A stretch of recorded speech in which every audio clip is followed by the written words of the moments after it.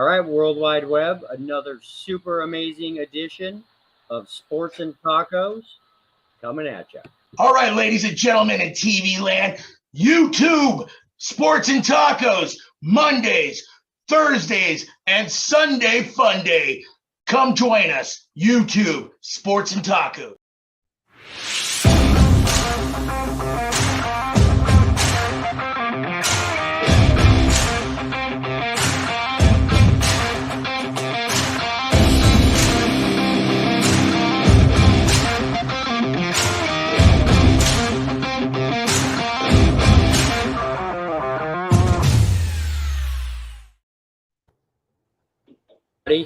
Another super amazing edition of Sports and Tacos coming at you. I'm your host, Spencer Cadigan, as usual. And we got most of the usual hosts on today. We got Tony Pantoja, one of the originators, along with myself. Bama, Robert Humphreys couldn't make it. He might try and make it a little bit later.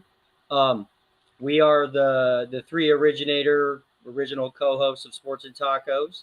And then we have a super amazing, what I found out, color analyst, my buddy Billy Hughes, coming on today to talk a little bit of basketball. And super amazing, we've got to give you tons of thanks. Mr. Bill Hammond of Hammond Entertainment coming on today. We are super excited to have you, Bill. Thank you very much for coming on.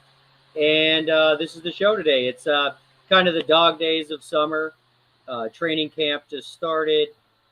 Baseball's kind of starting to heat up a little bit, starting to see some playoff runs and stuff. But anytime we get somebody as big as you on, Bill, we're going to give the stage is basically yours. So let's dive in. And, what's your backstory, Bill? How did Bill Hammond become Bill Hammond and Hammond Entertainment? And just for all the viewers out there, me and Billy, we do these super amazing celebrity golf tournaments for Bill. We work for Bill when he puts on these amazing celebrity golf tournaments. So me and Billy know Bill a little bit. So, but yeah, stage is yours, Bill. How did Bill Hammond become Bill Hammond? Well, listen. First off, thanks for the nice introduction. It's nice to be here, and I'm sitting there looking at Billy on your show and just reminiscing of when Bill Hammond was a young Bill Hammond, and his mother and I went to grade school and high school together. Oh, but wow. How did Bill Hammond become Bill Hammond? Well, I guess my mom and dad brought me into the world, and Bill Hammond in school always had a big vision and big dreams that I always pursued, and I wanted to turn my dreams into reality. So as a young Bill out of college, I pursued corporate life for a couple of years, but I eventually really wanted to be in the fashion world. So for 4 years, I pursued fashion modeling part-time until I could learn the craft and jump out there in the big leagues, and modeled full-time for 5 years in New York and Los Angeles with big agencies like Ford Modeling Agency, Wilhelmina. Pursued my dreams there and did that for 5 years. And then my next dream and vision was to have my own entertainment company, and I partnered for 5 years with a guy named Ramon Hervey, and we produced concerts and tours and worked with everybody in the industry from Prince to Stevie Wonder to Lenny Kravitz, and that was my next big vision. And then the next venture for Bill Hammond was creating Hammond Entertainment in 1995, and it was to really build a bridge between entertainment and corporate America. And what I still do to this day, 28 years later, is I have married celebrities, athletes, entertainers with corporate America. And also 30% of my company is nonprofit, where I've created 6 celebrity golf tournaments for some pretty big name people. One for Anthony Anderson, going on our 5th year. Cedric the Entertainer, next month will be our 10th anniversary. That's going to be in Cabo, Wow. San Lucas. And then we just finished Napa Live, my 2nd year in Napa last month. And then we have Phil Oates, the minority owner of the Sacramento Kings and the largest landowner in Sacramento. We got his 3rd year coming up. So I've been pretty blessed, and I've learned at my age and being full of gratitude and grateful for the opportunities that were presented to me. And I don't take a day for granted, and I have a good time with what we do, and that starts every morning at 4 a.m. to create and be a better person every day that I can be, and help others and live a life of passion and service, if you will. So that's Bill Hammond. Yeah, that's amazing. Yeah, my friend, I'm an actor, writer, producer. You were talking about Wilhelmina. Wilhelmina is still my agent back home in Denver before I moved out to LA. So I like Will. I'm a fan of Wilhelmina. Okay. Yeah, that's how I got my very first ever break. Played a dad in a Chili's commercial that I booked from Wilhelmina, Denver, back home about, I don't know, 6-7 years ago now. But yeah, that's Wilhelmina, Denver.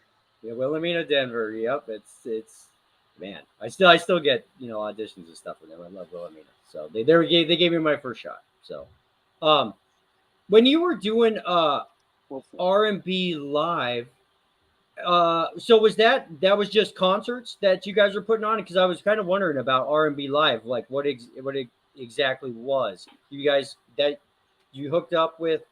Did you guys start it from scratch? Yeah. So R&B live. Yes, inception. A gentleman named Ramon Hervey, who became my mentor, gave me a break when I was transitioning out of the fashion business. I worked in his mailroom. He's a very successful publicist. He managed artist Babyface. He was married to actress and singer Vanessa Williams, and they had 3 kids together. So I worked in his mailroom as an intern for a few months and was thinking about becoming a publicist, but that was really not me. I was always good at organizing people, so I worked with him on his award shows, Soul Train Awards and others. And a publicist I was not, but I realized how good I was with people. And from there, I left when he didn't offer me the publicist job. And I had an idea 3 months later, a very rough idea of R&B Live, and went back to him because he had the resources, the relationships to really bring this to fruition. And the concept was once a week to hire the best musicians in the world, that when a Prince or a Shaka Khan or Stevie Wonder heard, what band do you have playing tonight? They'd all want to come because these are the best session musicians in the world. So we launched January 1991, the night of the Gulf War. Who would have predicted? Oh, wow. And we had 5 years run every Wednesday night. The record companies would buy tables. It was the toughest ticket to get in. We never advertised who was performing, but every record company, every artist wanted to be there every week. So that's awesome. Ran for 5 years. We did over 200 countries, USO tours, and it was a phenomenon for a long time. But the number one goal is we wanted to get it to be like a Hard Rock and like the House of Blues, and we took it to Japan, but and then Fox never bought it, so it was just time to go our own ways, and that's when I launched Hammond Entertainment. It took those relationships in music, corporate America, and 5 years of learning to being a producer to take it to the next level. But R&B Live was a very special place, and it still has many memories. Yeah. Did you? I don't want to dive too much. I want to get into some sports and stuff. Did you? How were the USO tours? Fun? Did you like the USO tour stuff that you did? USO tours were great. Yeah. We did over 20 countries, from Germany, Italy, Panama, and to entertain those troops. I mean, they were, I took out from anywhere from Earth, Wind, and Fire to Sheila E. to Tommy Davidson. We did 3 of them. So we did the Bahamas, we did Germany and Italy, and they were great. And to travel on these big aircraft carriers and flying through the Caribbean in helicopters, and to see the smile of these faces from the troops was an amazing journey. We had a great time. It was just such a wonderful experience. Yeah. Awesome. That is so awesome. Tony was interested in some of the charities. Yeah, brother, I just want to give you a shout out, man. You are awesome. I looked you up at all the stuff that you have accomplished and what have you done, and then what you've been doing and how you're helping out. Just that is awesome. You have a big heart, and God bless you. Gosh darn it. I bet you have a great time. It obviously sounds like it. And you get to meet all these great people, plus they get to meet you and all the things that you do and what you support and what you go for. God bless you, brother. That is awesome. Just real quick, Bill, I don't know. I'm sure you probably name off some of the charities that you're involved with, if you can. So, yeah, what Cedric's is our big one is the Boys and Girls Club in Camarillo. I approached Cedric 12 years ago about the idea of doing a celebrity golf tournament because back then we play in tournaments. Cedric was always saying yes to everybody to do this and that and the other. I'm like, dude, we should create your own. I'll do it. I'll run it. He's like, no, man, I don't want to do that. You know, it's gonna cost me money. No. So for 2 years, I just stayed on him. I raised the money. I got Lexus to be a title sponsor. 10 years later, 4 months ago, Boys and Girls Club of Camarillo that we built a partnership with, built a teen center in the name of Lorna and Cedric Kyles. They spent $5 million. To see Lorna and Cedric's name on there means the world to me. So Boys and Girls Club's been very good to us, and we've been good to them. So we built that relationship. And then also Cedric and Lorna give to some other charities that they support. Right. Anthony Anderson's big, you know, Anthony's from Compton. So he really helps out in Compton, Children's Hospital, Boys and Girls Club in the desert. Mm-hmm. So those are Anthony's, and he's got like 10 that he supports. What I do is I put together the tournaments. I help with the sponsorships. I drive them. I run them. I manage them. But when it comes to the money that's raised, they all take that money and do what they want with their money for their charities. It's their 501c3. For Hammond Entertainment, when I created Hammond Bless, the Napa Live experience, that was based upon during the pandemic in 20 being home for a year and really reinventing myself. And then January 2021, Kaiser Permanente called me January 6th and said, Bill, can you and your team get up here and build mass vaccine sites for the underserved market of Vallejo? And in 3 seconds, I said yes, because all the tour managers, road managers, everybody I knew from Beyonce's, everybody's sitting at home. So we put a team together, and for the next year and a half, when you were there, Spencer and Billy, you know, I employed 190 people. We did almost 200,000 vaccines in Vallejo and Napa. It was life-changing. It was a pivot for me that changed my life and changed a lot of people's lives. And when everybody was sitting at home, and during that 14-month period, I said, you know what? This is my calling. Napa's been good to me. Vallejo's been good to me. I'm going to create my own 501c3, and I'm going to give back to this community. So we just finished year 2. I have Boys and Girls Club that I take care of in Napa. I have the Police Athletic League out of Fairfield. I have On the Move, which is recovering addicts and whatnot to help support them. You know, our first year I was able to give checks to all these groups, and then so it's been really a wonderful experience. Like I said, I don't take anything for granted, and I'm full of gratitude, and every day. Yeah, thank you. So that's a kind of and then Phil Oates, you know, the minority of Sacramento Kings and the largest landowner. You know, when I was a kid, I knew who his dad was. You know, my dad, this guy was legendary in Sacramento, just a real estate pioneer. And Phil's always supported my tournaments that I produce. And he asked me one day 3 years ago would I consider producing his, and that was a no-brainer. But he's already said this year he's committing ours in October.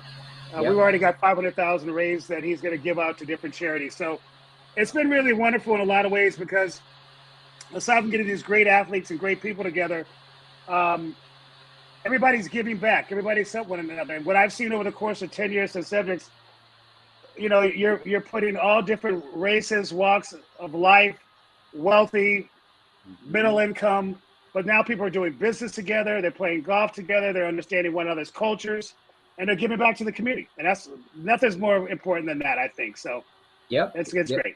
It's super awesome. It's amazing to see your golf tournaments, just everything you guys do is. By any chance, Bill, do you ever play in your tournaments that you host? No, but I'm a big golfer, but I don't play in my tournaments. I don't think it's appropriate because if anything was to go wrong, where's Bill? He's on a golf course. But no, I got you. But I got to ask you, do you ever play with Michael Jordan or like Cedric the Entertainer, any of those guys? Yeah, I play with everybody. So I used to produce from 2004 to 2008 Michael Jordan's tournament in the Bahamas. And I did it up until 2008 and it was sexy then because you had big budgets and the only thing that stopped it was recession. But I didn't produce the golf component there. I produced 3 nights of entertainment for him for 5 years, and it was awesome because you had big Oh, I sponsors. bet you guys had a blast.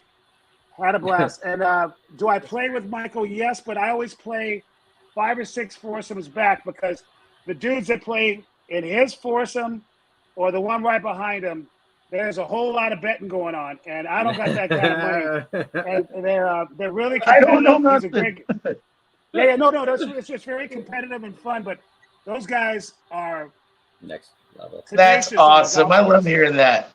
But I And play with, another thing I got to ask, man, I see that you help out with Stevie Wonder's the full of toys, and you did that concert. I Yeah, bet so that's a hoot. Yeah, so from inception in '97, I was a producer and co-producer with him from '97 to 2008, and I did it every year. And then he decided to go with Live Nation. But I saw Stevie last month. We're still friends. I just was on the phone with his Man, executive director at the radio station. But yeah, but yeah, I'm around Stevie, and still good friends. But you asked about playing with Seth. I played with a lot of the guys. I mean, that's I got awesome. I love hearing that. great story. One great story. I took Eric Dickerson to my country club to play. We're good friends, and we're riding around the cart just playing golf, and we're talking. I look at my phone. I see who's calling, and it's Ronnie Lott. And I show Eric. I said, Eric, look who's calling me right now. And he just looked at me and shook his head. And I answered the phone. It's like, what's up, Ronnie? Ronnie's been a dear friend of mine since 1981, his rookie year. But I'll get back to that. So I took his call. He had a question for me. I said, I'm playing golf with Eric. Tell Eric hello. Hung up the phone. And I looked over at Eric in the passenger seat, and he just shook his head. He said, man, all I can say to you, Billy, is I wanted to know where that motherfucker was on the field at all times. He said, no questions asked. He said, I wanted to know where he was because once he hit you, you knew it. And he said that was one person I was on red alert for it all the time, at all times, was where is he? And I told Ronnie that story about a few days later.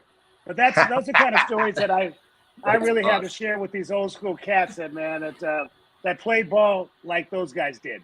Yep, like I was saying that one day, just thinking that Ronnie Lott and Dennis Smith played on the same team at USC. Because, me and Tony, we're both born and raised in Denver. So Dennis Smith is, we're huge fans of Dennis Smith. He's in the Ring of Fame of the Broncos. Those two headhunters coming at you on every play would have been scary playing USC back in the day. Both, because honestly, Dennis Smith, he wasn't around for any of the Super Bowls. But if he would have been around for any of those teams that won, he probably would have got Hall of Fame, consideration. Agreed. Just like Steve Atwater. Because Steve Atwater eventually ended up in the Hall of Fame, but he was on the Super Bowl, at least one of the Super Bowl teams. So, Dennis Smith, he doesn't get all the credit that he should have because Dennis Smith was a beast. And Ronnie Lott. But you just didn't want to get hit by him. No, exactly. Boy, I bet Ronnie Lott, though, I bet he sticks him, though. Just a beast. I've seen highlights that I remember. Okay, so I just wanted, I have one, I want to ask, because you're from Sacramento. I know you're not from Oakland, Bill, but we've been talking about this a lot this summer about, Oakland has lost the Raiders and they are now about to lose the A's. Well, I just want to get, you're from Sacramento. I just want to get your opinion of it, of Oakland losing its sports franchises. And then I just want to kind of chat about, because me and Tony are born and raised in Denver, Colorado. So the fact that a sports franchise leaves, like in Denver, Colorado, there would be a riot. If we lost the Broncos, if we lost any of our sports teams, it would be nuts. People would lose it, number one. And number two, Tony remembers this. I'm not sure how familiar with Denver you are, Bill, but lower downtown Denver, before they built Coors Field, was just it was the old train tracks. It was a tough place. Oh, did we lose Bill? Oh, there you are. So I'm back. I got it. So after they built Coors Field, that area of Denver was horrible back in the day. And me and Tony have talked about this. There's a bridge called the Spear Viaduct, where Tony, you see this? Tony, you see what's going on? I told Tony to tone it down. I guarantee he's got a Budweiser sitting there somewhere. I'm drinking my Tony Weiser, but 3 beers of it. I told it. I told Gabby to bring me out a Coors for the show. I can't do a podcast and tacos without a beer. No, absolutely. Normally, Tony has the Tony Weiser chaser. So, anyways, that area was a total whole of Denver. They built Coors Field, and it is now the most valuable real estate in Denver, Colorado. So I just use that as a template for Oakland, and I understand the argument. They need the money for schools, not for new sports stadiums. But for me, it's kind of like not seeing the forest through the trees, because if you build the new stadium, and it's not just Denver that you can use as a template, you can use Phoenix, even if you go down to Inglewood, they're going to start building up that entire area around those new stadiums. You build the new stadium, you get shopping centers around it, you get higher income housing, you get all that tax revenue from all the newness to build new schools. And then I'll stop there. What's your opinion, Bill? Hey, man, I agree with Bill. Yeah. So to chime in here, I understand the business aspect of it. Vegas has become a place where there's lots of money, lots of creativity. And when you look at the business, I mean, look what Spanos did with the Chargers in San Diego. Wouldn't give up the money, wouldn't build a stadium. And my dear friends Otto O'Malley and Stan Kroenke that built SoFi Stadium and that own the Rams, I've seen what they've done. And I've seen the money they put in that community. I have friends that have homes there. In the hood, these homes were $400,000 5 years ago. These homes are now $900,000. I see what the infrastructure they've brought to the community. So for me, as an entrepreneur and a businessman, I'm all for these owners taking opportunities in other cities that are willing to back them, to help them build their brand. There's so much money in that business, that revenue sharing and all that. But to stay in a market like Oakland, where they're not getting the support that the owners want, you've got to look at those other opportunities. Same thing what San Diego did. That's what the Rams did. So, it's a business first. Yeah, I understand that. It's just, to me, those are two of the most iconic franchises in the world. The Raiders arguably are number 2 to maybe only the Yankees. Okay. And then the A's, that's an extremely iconic baseball team. But to let them leave your community, to me, coming from Denver, being born and raised in Denver, is nuts. There had to have been a way they could have made it work. Because now, and this is just my opinion, Oakland Coliseum is about to become a real-life black hole. I mean, what's it going to become? The world's nicest men's softball park? Yeah. Nah, they're going to tear it down, man. They're going to build condos. I mean, that just doesn't. That's what they will do. They will do that. And another thing which I don't like to get into. Yeah, the other thing I don't like to get into is politics. I'm so I get it. I get it. But I was going to finish my statement that's one of the reasons I'm in the philanthropic private sector business to raise money, is because I'm so tired of fucking politics and the way things are handled and things are not getting done. Yeah. Politics plays a big part of these franchises, these teams. They put together teams to buy a team. They put together this and that and the other. But there's politics involved. The politicians somehow, some way, have an allegiance with certain people and certain things to get done, and it just doesn't work out. And I just think that at the end of the day, it's a business. It's entertainment. Mm-hmm. There's business and there's entertainment, and there's a marriage there. And you have to go to, if you're a team owner, you have to go to a city that's going to believe in your vision, your passion, and it's money. Yeah, of course it's money. Yep. So all right. Yeah, I get it. That's the best answer I can give. Got it. Billy, we don't got Bill for too much longer.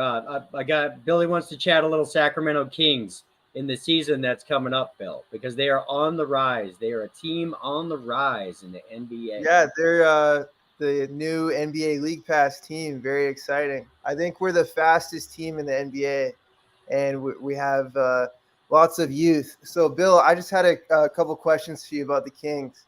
Obviously, very exciting, very young, very fast. how happy and excited are you to watch the Kings nowadays, considering we are relevant and are up and coming in the league? So to answer that question, I'm really excited because I did a project with De'Aaron Fox 4 years ago for Kaiser for the underserved market of Vallejo, and he was just such a gentleman. And I've watched, with my relationship with Phil Oates, the minority owner of the Kings, and I get to go sit courtside with him when I'm there and all that fun stuff. But he and I went on vacation together 2 weeks ago in Hawaii, just he and I, and to have 5 days with him of just relaxation and brainstorming. But to watch the Kings, especially the last 2 years, but watching the playoffs this year, I really see a great future because they're young, up and coming, and on point. This should be a really exciting year. I mean, mentally and physically, they're on point and getting those 2 contracts signed. I mean, De'Aaron coming back, and what is it, Sabonis? Yeah, it's 5 years. Is it Sabonis I'm talking about? That just yeah. Oh, you're talking about correct? His extension? Yeah, it was $21.5 million Nice. for his 5-year so extension. So it's really exciting for the Kings, and I'm excited for the city because I remember back in the what was it, the 80s when I was going to Kings game and hanging out with Reggie Theus.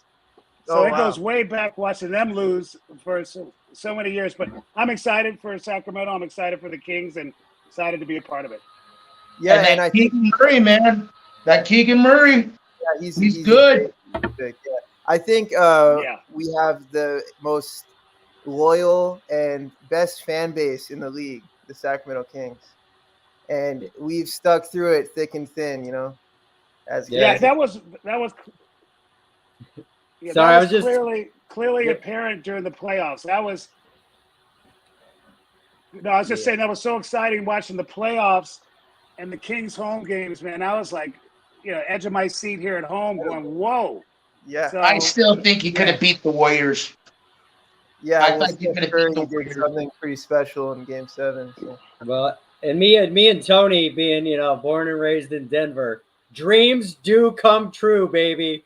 Through the whole thing there, Shotgun. You didn't go for the Denver Nuggets. I believed once we got to Game 5, Tony. Once we got you had everybody else's poster on that wall, brother. That was an incredible run. Yeah, that was that was incredible. And Stan Kroenke also owns the Rams too at SoFi Stadium. Oh, we know. And the Avalanche. And the Avalanche, and then he's got the soccer teams. But I spent now he's got championships in all divisions. Yeah. Yeah, baseball, football, soccer, hockey. Yeah. That boy, man. Hey, Bill. No joke. Hey, Bill, I just have one more question regarding the Kings. So obviously, Tyrese Halliburton went to the Indiana Pacers, and now he has the key to the franchise, signing a 5-year, $260 million max deal. And then the Kings go ahead and do that with Sabonis, 5-year, $217. Do you feel like that was a good trade for both teams, or do you wish that we had kept Halliburton and maybe traded Fox? Because that's initially what the Pacers wanted. They wanted De'Aaron Fox. Or are you happy with the situation the Kings are currently in? I'm happy. Oh, what's that? I'm happy with the way the situation is. I think it played out, and from what I'm hearing from the inside, that they're happy, and they have somebody. And I've heard through my reliable source that the coach is really happy, and they're really happy with the coach. So if the coach is doing his part and the players love the coach, I think they made the right decision, and I think that you got to be all in. And time will tell this year, you guys are fast. Mike Brown getting the unanimous Coach of the Year, and well-deserved. I'm so happy he got the respect as a Coach of the Year, Mike Brown. Yeah, I don't know him, and I haven't met him, but I did hear while I was in Hawaii that the players love him, and he's a coach, a player's coach, and then the owners love him too. So that's a good thing. Yeah, awesome. Absolutely. Cool. Okay, Bill, I've got one last question for you. I don't want to keep it too long. All right, me and Tony, we're old school football fans. All right, and in my opinion, the 1989 49ers that absolutely destroyed my Denver Broncos. It's 55-10. It's still the worst Super Bowl game ever. Nobody has ever lost a Super Bowl by 45 points before. It's one of the greatest. It's one of the greatest teams I think ever to play a single season of football. Now, don't get me wrong. There's dynasties out there, this and that, but for one single season of football, offense, defense, the 89 49ers were one of the best teams ever. Okay. And this comes from, this comes from Madden. Back in the day when you used to play Madden and you would win a season, it would unlock all-time great team codes. And I would always want to get the codes so that I could have the 1989 49ers play the 1985 Chicago Bears. If the 1989 49ers in Fantasyland played the 1985 Chicago Bears, who would win, and what do you think the score would be, Bill? Well, two things. I'd argue I like the 81 49ers, but where would they be playing? Would they be playing at Soldier Field, or what city would that game be in? Okay, this would be this. Okay, it would be new. Okay, we'll call it neutral field. They're playing in Phoenix, Arizona, in a dome. So knowing both those teams, number one, my allegiance is the 49ers, but I'm thinking of the players. I'm thinking of Richard Dent. I'm thinking of Singletary. I'm thinking of McMahon. I mean, those guys were animals, but you know, it's hard for me to go against my boys, you know, but what comes to mind, you know, because I don't play fantasy football, but those guys, the Bears were tough to beat in Soldier Field. Those guys were just relentless and animals, and they could play in that cold and whatnot. But you know, I've been a Niner fan since the 60s with my dad when they used to be 2-12 when it was John Brody and Gene Washington and watching those games. So I go way back. But my alliance is definitely with the 49ers. But, you know, you put me on a spot there. But I know both those teams. And just thinking of, like I said, that Singletary, Richard Dent on that defense. Those guys were just – But Jerry Rice, John Taylor, Roger Craig, Joe Montana, like that offense – was one of the most unstoppable things I'd ever seen. In their defense, even man, for a fullback, wow, dude, they were insane. You know, they had incredible. Okay, Tony, so I'd have to go with the Niners. The Niners. Are you willing to give me what you think the score would be? Niners would win. I don't. I would say 28-24, 27-24. 27-20. Okay, cool. Tony.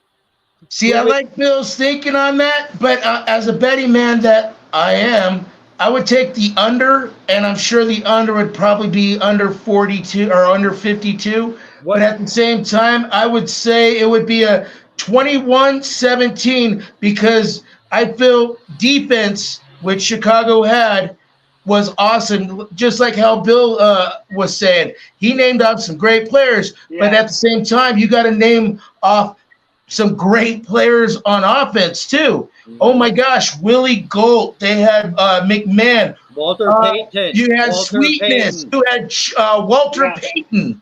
You had Greg Michaels. You had a lot of great talent on both sides, but then you go on the 49ers, their offensive attack was delicious because you know what? If they didn't run it up with Roger Craig, guess who they also had in the backfield? Number 44. That boy was the milkman, I call, because, man, all he was doing was going to house taking milk. But then you got passing, you got tight ends too. You know, gosh, man, you know, that would be a tough one. But on that one, I would have to take offense because you can wear down a defense where the offense can take control. I say 49ers, 21-17. Tony, okay, let's say the game hasn't started yet. What do you think the points, what do you think the point spread would have been? Well, since you'd be on a neutral site, they'd probably go off of the offense. So I say -3 for the 49ers. Okay, so I want to say the Bears because when you look back at the Bears that season, they had they had 6 or 7 games where they shut the other team out, like no points. That's how good that defense was. But They finished 15-1 that season. You Yes. probably remember, Tony. The only game they lost.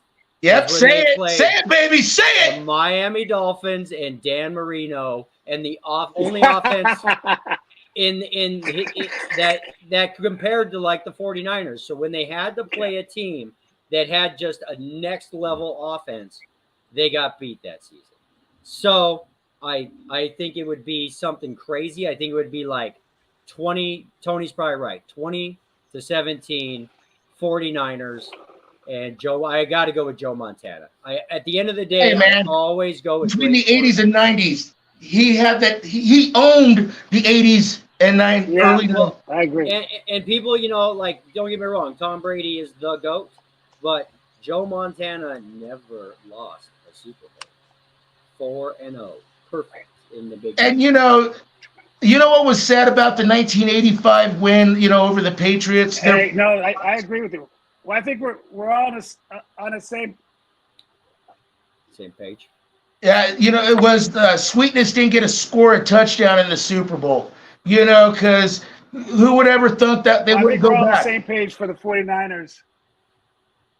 Yeah. All right. Well, awesome, Bill. Thank you very much for coming on. I hope to have you on again soon. Heck yeah, come back Hey, on, Spencer. Bill, man. You're awesome to talk to. I got Go ahead. one last thought. Oh, sure. Go ahead, Bill. Go ahead. Thank you. Hey, I got one more thought. Spencer, can you hear me? Yep. Do it. Spencer. Yep. We can hear you. So I like your shirt. You're representing me today. I see that.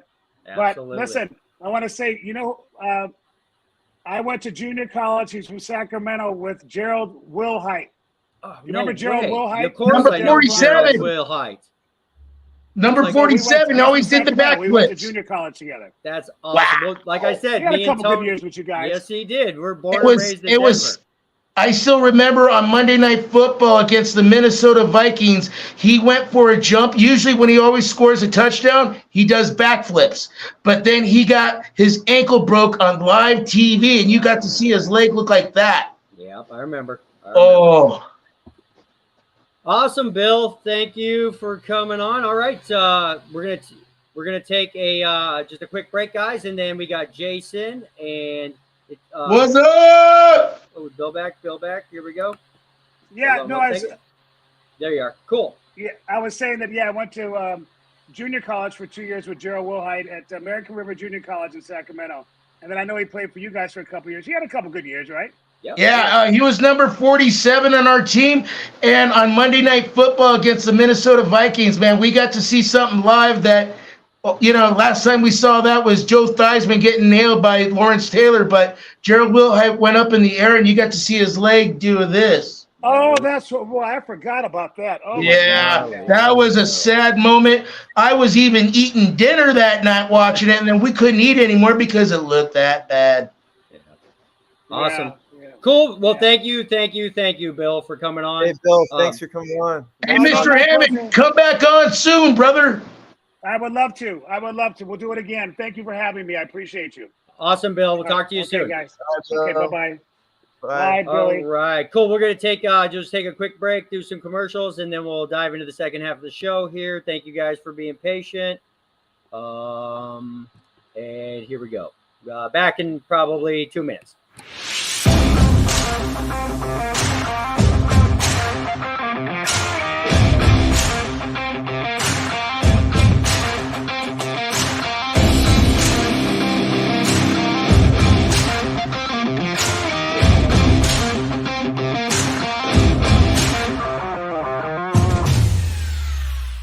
All right, this is Sports and Tacos. We got freaks out there. We got 4 of them. We got 5 of them. We got special guests. We got a man in the shower. We got a brainiac. We got a guy that looks like he's supposed to be on Sports Center. And then you got me. It's all about the TMP, Sports and Tacos. Perfect. Who are the guys at Sports and Tacos? We're a bunch of sports experts who worked together in a huge sports bar forever. And we know more sports than anybody in this entire world because we put our money where our mouth is. Because we get paid to put our money where our mouth is. We tell you how it is for real, not what they want you to say. Listen to us. Sports and Tacos. Cool. Perfect. All right, dudes. Let's see. Oh we're gonna my God, that Flash T-shirt with so the backdrop money. makes so, me laugh till I pee myself. so Oh my God, those sunglasses. money. Do you get laid? I mean, come on. Hold. Okay, so we're gonna give a shout out to Hammond Entertainment. We just had Bill Hammond on for the first time. Hope to have Bill on again soon. Puts on some amazing celebrity golf tournaments. We're going to give a shout out to Dawn Church, who her Smoke Lab Vodka is now a sponsor of Sports and Tacos. We got to give a shout out to Dan Wolken over at Memory Lane Incorporated. Dan has been on 50 episodes of Pawn Stars. He's the sports memorabilia expert. Has one of the best, basically, sports memorabilia businesses. If you have a Babe Ruth rookie card, Dan is the guy you want to talk to. Also, we want to give a shout out to Megan Johnson and Doug Plank, their podcast, Sports and Shopping. Doug was an amazing football player for the Chicago Bears for a long time. We're going to give a quick shout out to Ray Pinetto over at Pro Signatures Memorabilia. They have some of the coolest sports collages in the entire world when it comes to autograph memorabilia and stuff you would buy for like Christmas presents. Pro Signatures Memorabilia is where you want to go. And last but not least, Mr. Paul Pratt, ex-Detroit Lion, and his amazing electrolyte-injected super Noah water. We hope to have Paul back on the show soon. Football season is right around the corner, so we'll be seeing a lot of these people soon. Oh, what do you got there, Jason? Is that a Mickey Mantle? Is that a double play? What? That's pretty sweet, dude. I remember you telling me about that. But anyways, okay. So plastic with the screws, dude. That is pretty sweet. And I have a Darryl Strawberry rookie card that I think I can still get some residue out of. You know what I'm saying? Yeah. So, anyways, we have a new guest. PSA 6. We got a new guest on the show. Michael, do I pronounce it Balash? Baylash. Baylash. Michael Baylash. Baseball player I knew from a long time ago. He's from Point Park University, and then he went on became this fucking great. He went on and became this great baseball player. So let you introduce yourself, Mr. Baylash. No, thank you for having me. Yeah, played D3 school down south. And then I went to Point Park to get my master's, where I worked for the Pirates for a year in advanced scouting, and then did some coaching after that. And sweet, dude. Playing and working with some players. Yeah. What was it like working for a MLB team? Crazy, to be honest. It was right at the height of Moneyball. This was 2008.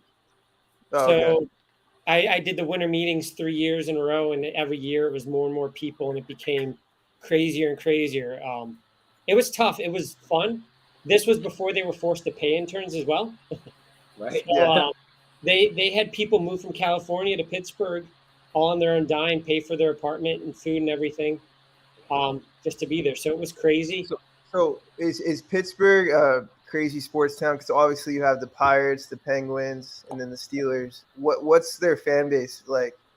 So it's football 24/7, 365. Just like Denver. It's Steelers. Now you do have your Penguins that will edge up there, just more with Lemieux. They were hot, and then with Crosby they got a little down there. Yeah. But outside of that, the Pitt's coming back finally. You know, they had the really good Big East basketball teams. Football had been horrible until recently. Yeah. And then until Narduzzi came. But the Pirates, I mean, they just don't do anything for that town. Well, you had Andrew McCutcheon. He was pretty good. He was pretty sweet for a little while. Did you guys know? Lucky. It was all luck. They pocket way more money than they put into that team. do people from Pittsburgh? Because I assume, are you and Jason both from Pittsburgh? I've lived there a couple times, so I'm not usually from there. So I don't know if you guys are aware, but the Pittsburgh Steeler fan base is the most well-traveled fan base in the NFL. There are more Steelers fans across the country than anywhere else. It's almost like the Packers, yeah.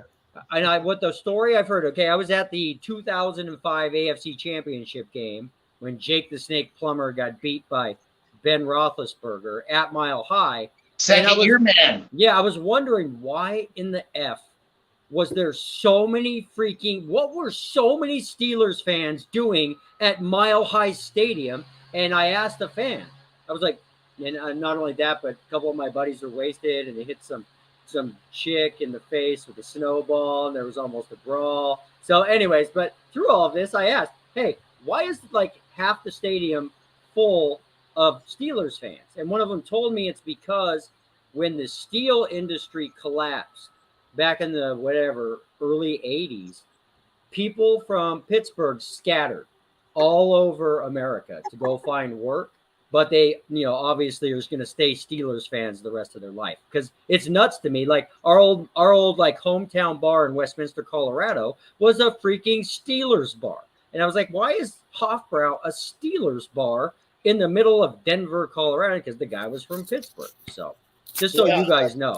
There's a Steelers bar found in Milan when I went there. So, dude, wow. Yeah. It's straight up crazy Steelers bar. I was like, what? And I came in, and when I showed them my Pittsburgh Pennsylvania driver's license, and it showed like Pittsburgh, PA on it, I got all the free drinks I wanted. They loved me. I was like, oh, the real sports fan. But the weird thing is, I don't watch sports at all. That's why I'm the perfect referee for this show. Yes, absolutely. So we're Michael. I guess let's dive into some baseball. What were your thoughts of the Angels not trading Shohei Ohtani? It wasn't too shocking because the haul that they were going to ask for him nobody could manage it. No matter what they would do, they would basically lose out unless everybody became a superstar. Yeah. And if you've watched any baseball trades, baseball trades are still somewhat of a coin flip, right? And then if you trade Ohtani, what does that tell you about Trout? Why you keep Trout as well? But the only generational talent. The only trade with Ohtani that would have made sense is if they did something like what the Yankees did with Chapman a couple years ago, which was trade him and then re-sign him. I think they could have got Juan Soto and Snell from the Padres. At least you get something. And this is where I'm going with this, and I'll let Tony chime in too. Now, because they're all in, am I correct when I say if they don't end up in the playoffs this year, he becomes a free agent next year, right? No matter what, he's a free agent. And they could possibly get nothing for him. Correct. Ouch. That's terrible. Nothing. There was only 3 teams in MLB that can pick this man up that can afford him. 1 was the Dodgers, 2 San Diego, but then I said 3, but at the same time you got to think about 3. You're talking about all of New York.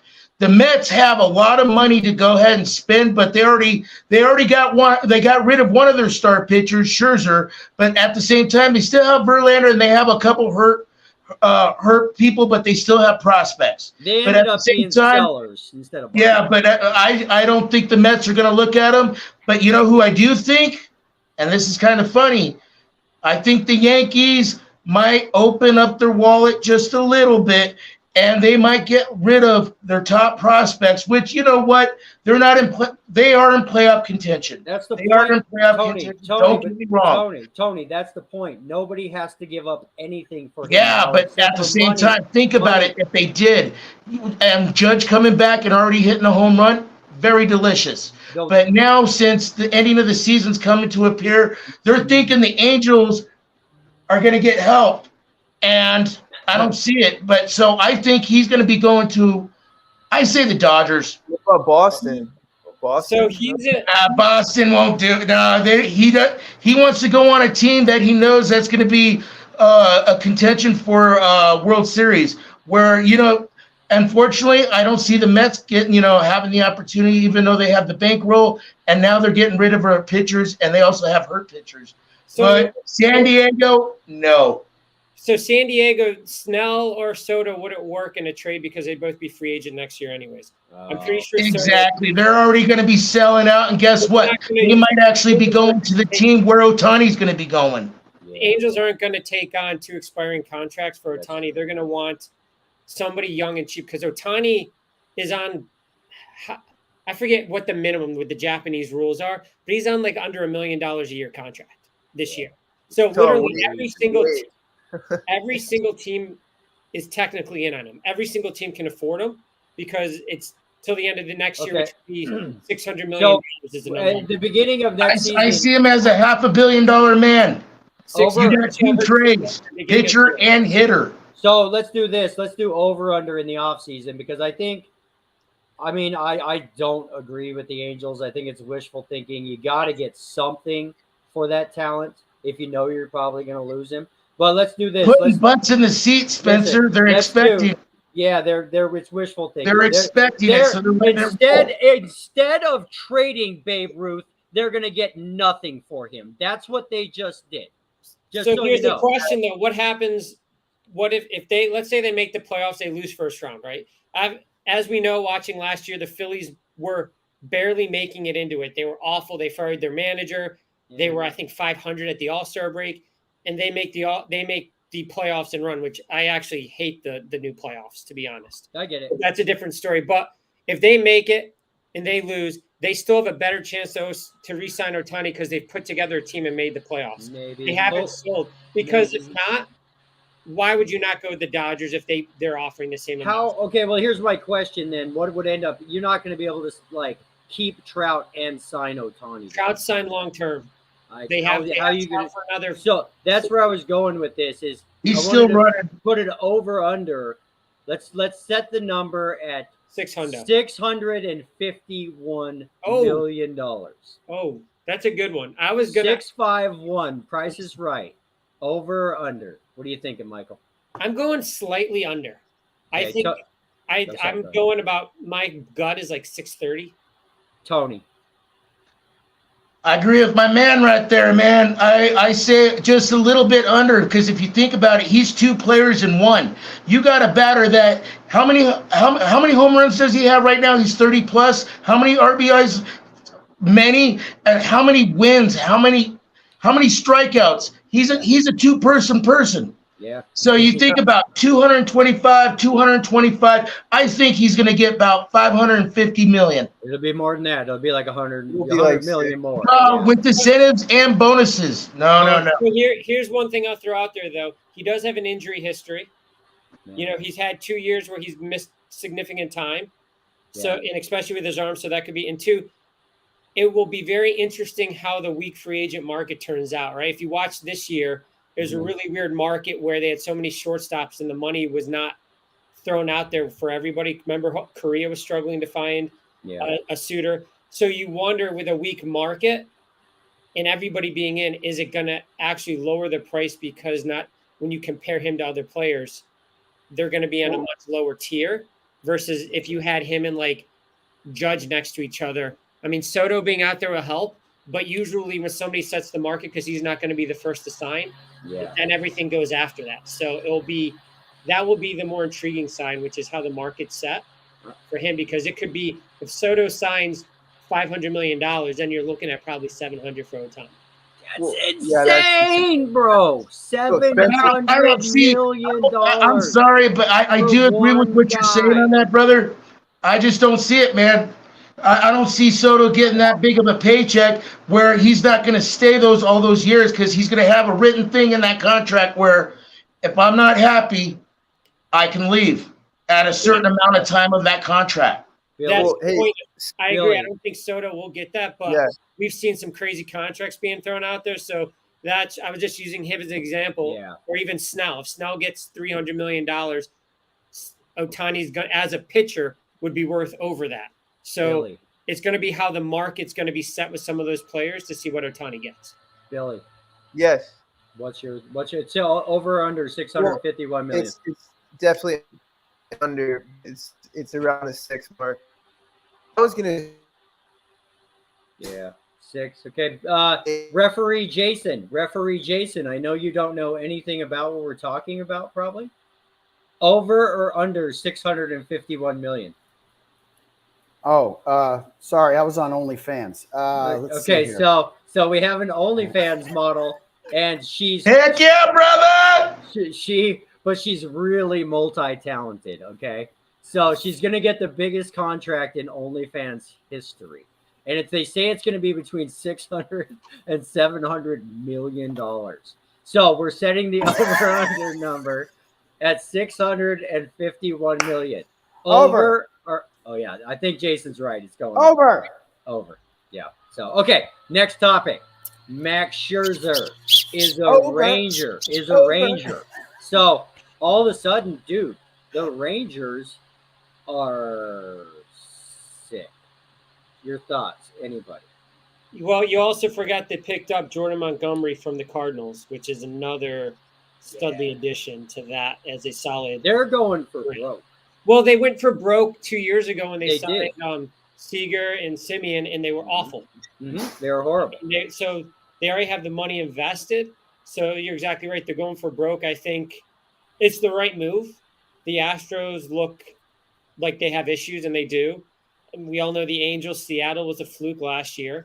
And the other thing with the Rangers, they got some young players that like that catcher, can't pronounce it, Jaime Heim, who just got hurt. I mean, he's having a great year. So they have it there, and they needed pieces. Now the question is, are they relying on Scherzer to be Scherzer of old, or are they relying on him to be just a solid 3-4? Hold that question. Sorry, gentlemen. I have a hard stop in 1 minute. I have to go, but it was great seeing everyone. Good luck, Mike Balash. Thank you for joining the call. Hope we can have you next week. Thank you, everyone. It was great seeing all of you. God bless. Okay. Take care. Bye-bye. See you, Jason. Yeah, we'll continue this. So, Scherzer to the Rangers. I just wanted to check something really quick. I like it. I like it a lot. You just can't count him to be the one. See, it's one of those two. He's going to a team that he doesn't play. He's never played anybody in that division, and if he did, it was only on a 2-game, 3-game set for the weekend. And they flew out. Well, it's not like he was a Tiger. He was a Tiger. But you got to understand that was a young Scherzer. You're looking at a respectful, 100% boy that is not hurt. But you know what? It seems like American League, he gets bad luck on y'all, man. Come on. The issue is he's got innings. He's got innings on that arm recently, and it's shown in New York. He's a competitor. I love Scherzer. I think you love watching him go out there and pitch because he wants the ball. He wants to win. I think that's great, but he's your at best. He's your 3. Okay, I had a thought about this. And it's my same thought. Switch up for the next. Listen, guys, I have an idea if I'm the Rangers, right? And it's the same idea that I have if I'm the Golden State Warriors with Chris Paul. Just like literally for the rest of the season, make Max Scherzer your closer. Then, so he has very little innings on that arm the rest of the season. Then in playoff time, put him back to a starting role. Well, Shotgun, if you're going to think like that, I wouldn't put him as a deep relief pitcher. I'd put him in the middle, man. Yeah, let him get those outs in the 7th or in the 8th where it's needed, where you bring in your closer to finish the deal. Same with Chris Paul, because Chris Paul, don't even play Chris Paul in the regular season this season. Literally, his first game should be their first game of the playoffs, and just cross your fingers and say a prayer and hope he stays healthy for the playoffs. You are funny. How do they get there? That's what I'm saying. Without him, they'll make it anyways. They'll make it. They'll make it. Just like the Rangers will make the playoffs with or without Scherzer. So you don't necessarily what you bought. Yeah, but that does help, and that does put spice in that soup to make everything. Who gives a crap? You want to win a World Series championship. That's the point. So keep him as a reliever. Like give him 20 innings the rest of the season because you bought him. You played to win the game. That's all I'm saying. They're going to make the playoffs no matter what. They are just like Golden State is going to get to the playoffs. Then So you're saying unleash the beast you're saying don't play Chris Paul? Is that at what you're all. saying? At all. That's ridiculous. You have No, to it's get That means not. you don't make the playoffs, bro. No, it So- doesn't. no, he starts Okay. your second unit. I digress. So with pitchers, with baseball, you can't. Baseball is a different monster, man. It's 162 games. Yeah. Baseball players are very much creatures of habit. Relief Yeah. pitching actually is harder on your arm than starting. Yeah. To be sure, because I you're can throwing see that. every other day. Rivera. The only way to rest him, which they won't do because it hasn't really worked, is go to a 6-man rotation and give an extra day to everybody between that. And he's at a point in his career, though, whether he throws 20 innings or 200 innings, his arm in what he's beat this year is probably gone. He might get it next year. He's 35, and the innings just take hold. Yeah, well, and a couple years ago with the Dodgers, everybody was like, "Oh my God, they got Max Scherzer." I mean, he sucked in the playoffs. He was amazing in the regular season. By the time we got to the playoffs, that arm was toast. It's kind of But I like was James Harden a little bit. You won't if you put Scherzer in the bullpen, you won't get anything from him at that point. I don't think. I'm telling you, you won't. Maybe closing in the playoffs for one inning because of the adrenaline, but Yeah. for the regular season, he's gonna lose interest, and it would be a massive. You think my plan is a fail? Oh, horribly. Well, hey, The only time you Spencer, do that is if guys coming back from injury and you don't give them the time to stretch out in the minor leagues for the end of the Exactly. season. You kind of see that in September. But being a pitcher, I was a pitcher in college. I can tell you, when you have a role, you're set into it. You maximize that because you know it. If you do something like that to him, you might as well just trade it for somebody else. Yeah. Now with Montgomery from St. Louis coming in there, Scherzer will be a 4, and that will be a solid 4 Yeah. for that rotation. Hey, so real quick, I know you said baseball is a completely different animal, and obviously it is 162 games or whatever.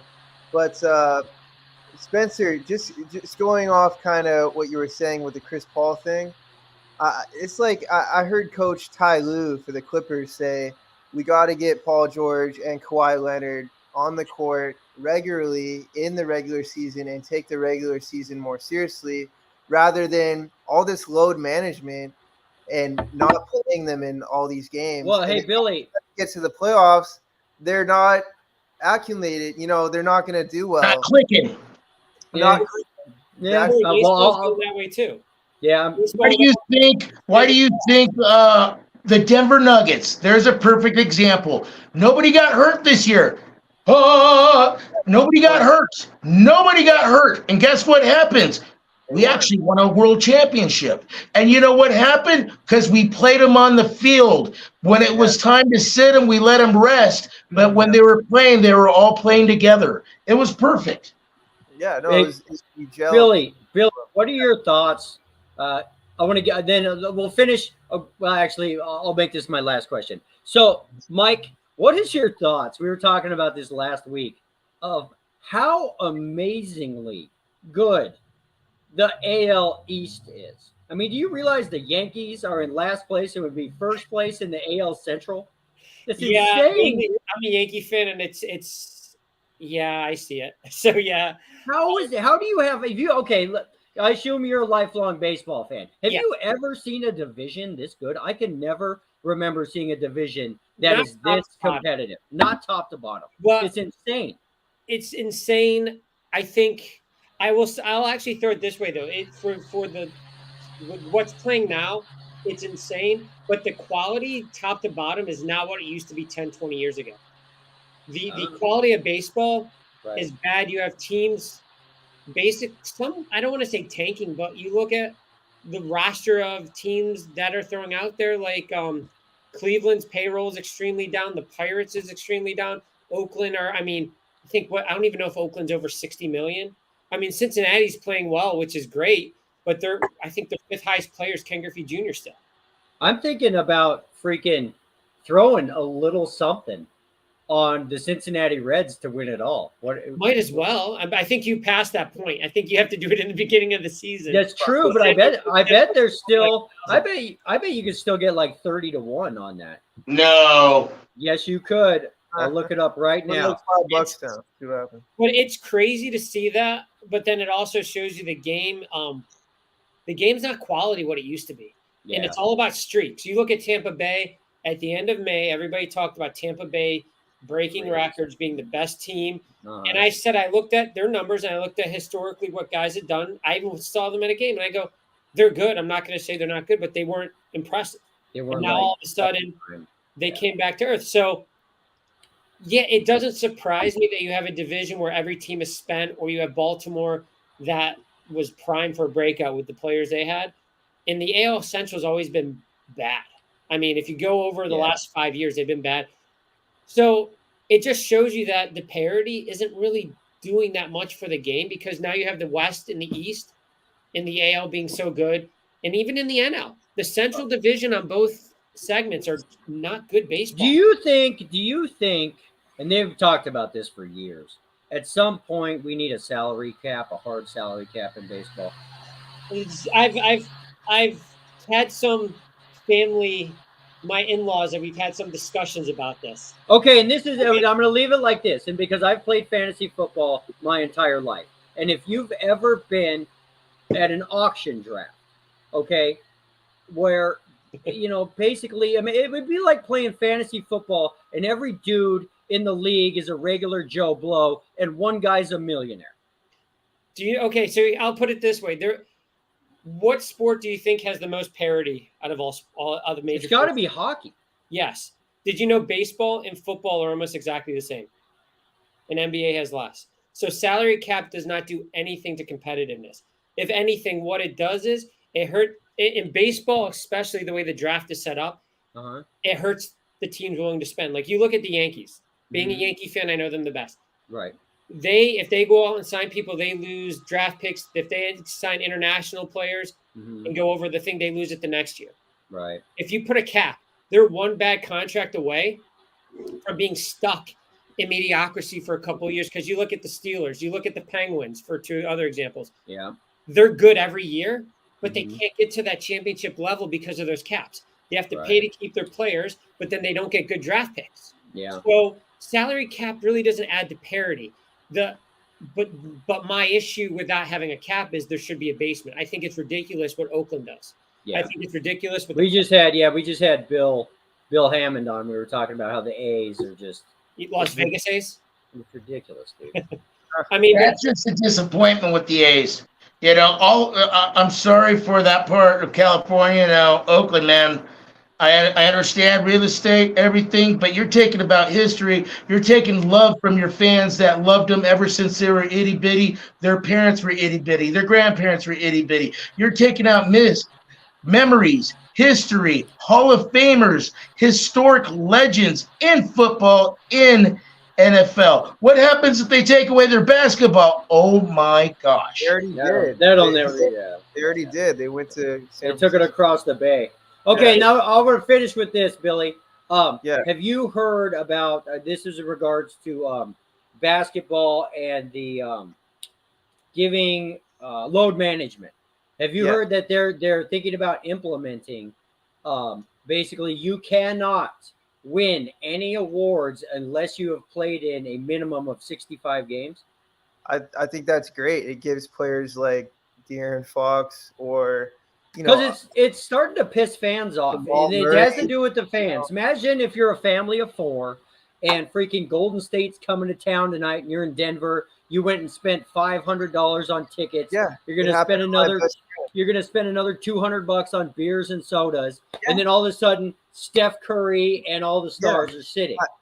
My best friend came from Canada. His wife and him went to see the Lakers and the Suns, and it was in April, so they decided to rest Kevin Durant, Chris Paul, Devin Booker, DeAndre Ayton, and, you know, luckily the Lakers stars played, but he didn't even get to see Kevin Durant and those guys.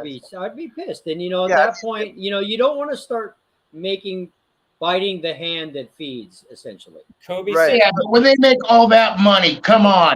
Yeah, man, we work a lot and we don't make even a dime towards what they make. Yeah. Kobe said it. Kobe played every game he could play because he said it was for those people. It's not fair to them. he owes it to the fans to be there and play every game because Right. the game he sits out, it could Amen, brother. be the only That's game. what Allen Iverson said too when he would come. He's like, that little kid who got the Christmas present to see me. I don't want to not show up for him, you know. Yeah. But like, to players like Jamal Murray, who's now seen as one of the best in the world, he's never made an All-Star team, and so He's always injured. Yeah, but listen, if He's you're always healthy and injured. show up, if you're healthy and show up, you deserve that All-Star slot. So I think it's a good rule. I think players who continuously show up, they'll get rewarded. So, All right. Well, I think cool, it's guys. I think, Mike, thanks for coming on today. Thank you for having me. I think we're going to call that a show. Yeah, well, See, like I said, fellas. Mike, come back on. Basically, especially as baseball heats up, I'm assuming baseball is your forte. Yes, I mean I follow a lot of sports, college basketball. I'm involved in a lot, but yeah, baseball is my forte on a long shot. Sweet. yeah, All right. that's good. All right, guys. Thanks everybody for coming on. It was a great show. Having Bill Hammond on was a big deal. So, all right, guys. Yeah. Everybody, Have a good adios. We'll see everybody soon, and go sports ball teams. All See you, right. fellas. Have a good